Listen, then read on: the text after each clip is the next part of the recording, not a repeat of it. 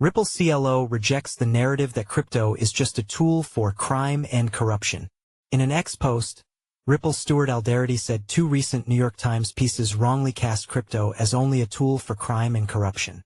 Crypto's latest media dust-up is missing the everyday reality of on-chain use, Ripple Chief Legal Officer Stuart Alderoty argued Thursday, saying recent mainstream pieces have celebrated a crypto is a tool of crime and corruption narrative while ignoring transparent ledgers and broad adoption.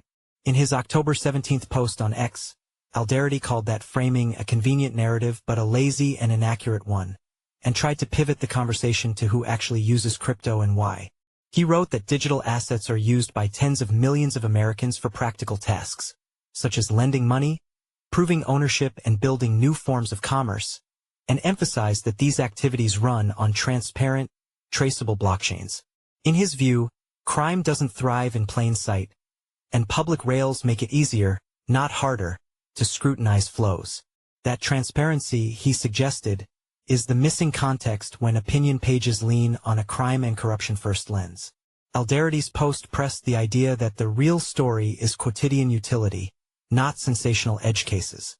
He framed crypto less as a speculative playground and more as a toolkit that compresses settlement times, reduces intermediaries and creates auditable records that ordinary people and small businesses can use. The emphasis was squarely on mainstream users, everyday Americans who save time and cut costs, rather than on a subset of bad actors. He also flagged the National Cryptocurrency Association as the venue for telling those user-level stories, saying that is precisely the work underway there. He did not deny abuse exists. Instead, he argued crime and corruption only portrayals miss how public ledgers function and how people actually use them. By stressing traceability, he aimed to undercut the premise that crypto uniquely enables corruption, and to remind readers that open systems allow persistent and permanent review. The through line was simple. Narrative should catch up to reality.